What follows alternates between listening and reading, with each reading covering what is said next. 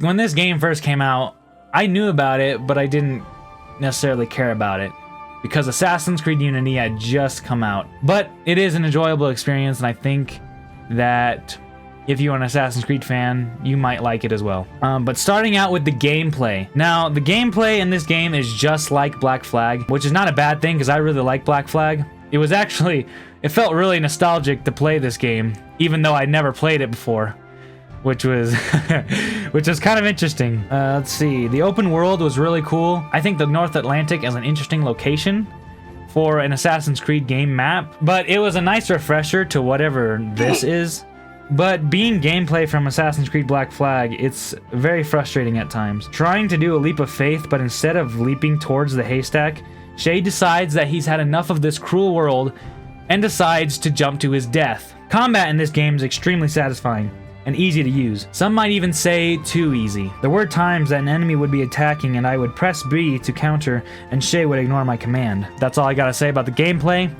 Now, moving on to the story. Now, Shay is a really interesting character. I think he's not the most charismatic character, like Edward or Ezio, but he's definitely an interesting character. But the story flips the script in making the assassins the bad guys and the Templars the good guys, which I thought was really cool. The story focuses on Shay and how he turned on the assassins after he was manipulated by the assassins to grab a piece of Eden that triggered an earthquake, which in turn destroyed the city of Lisbon, which is actually a real event that happened.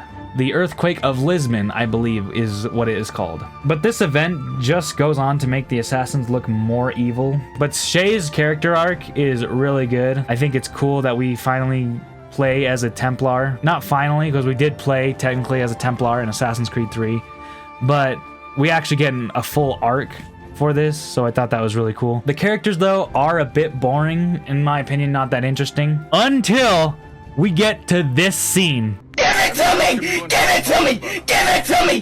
Give it to me! Just give it! Damn! And yeah, and I thought that was really cool and really sick to see. The story of this game serves as a sequel and prequel to 3 games, which I thought was really cool. So it serves as a sequel to Assassin's Creed Black Flag and a prequel to Assassin's Creed 3 and Assassin's Creed Unity. You figure out how Achilles turned into that bitter old man that we meet in Assassin's Creed 3. We see Adewale's fate. We even find that it was actually Shay that killed Arno's father in an attempt to slow down the assassins after our boy Connor completely dismantled the Templars in colonial America, which I thought was awesome. I mean, I already knew that happened, but still, nonetheless, it was great. Overall, I really like this game, and if you are looking to play an Assassin's Creed game that isn't whatever these are, I highly recommend Assassin's Creed Rogue. A very enjoyable experience. On a scale of 1 to 10, 1 being Valhalla, 10 being Assassin's Creed Brotherhood, I think I'd have to give this game a solid 6 out of 10. This game did not get the recognition it deserved when it first came out. Overshadowed by the release of Unity, Rogue remains the most underappreciated game in the Assassin's Creed franchise. I really had an enjoyable experience with this game. I was not expecting. I was kind of expecting to get really bored.